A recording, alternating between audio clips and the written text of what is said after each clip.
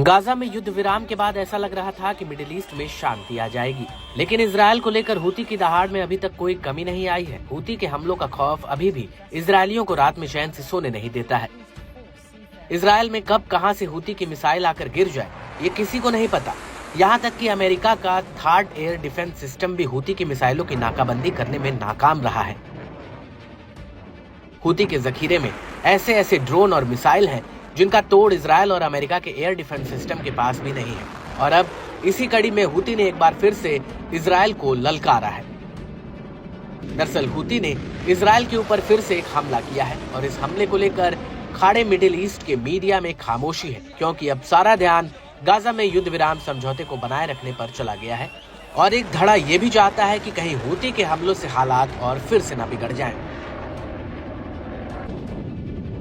लेकिन हूती ने फिर से इजरायल के तेल अवीव शहर में रक्षा पर एक धूल फिकार बैलिस्टिक मिसाइल फायर करने की बात कही है।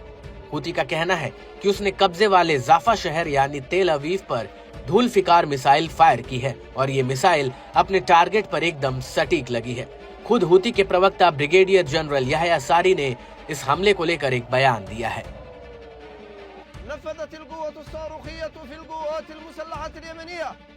بعون الله تعالى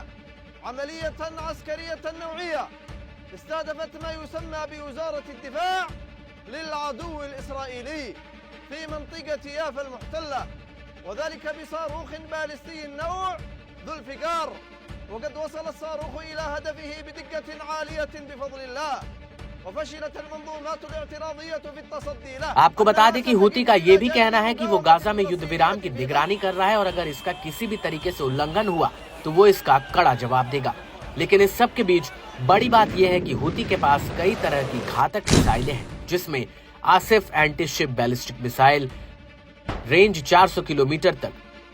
बुरकान 1 बैलिस्टिक मिसाइल रेंज 800 किलोमीटर तक, Burkan 2 ballistic missile range 1000 kilometre तक, Zulfiqar ballistic missile range 1200 kilometre तक, Hatem ballistic missile range 1450 kilometre तक, Hatem 2 ballistic missile, Karrar ballistic missile range 300 kilometre तक, Mohit anti ship ballistic missile range 300 kilometre तक, Tankil ballistic missile range 500 kilometre तक और फिलिस्तीन 1 और फिलिस्तीन 2 जैसी कई बैलिस्टिक मिसाइलें हूती के जखीरे में अभी भी बची हुई हैं।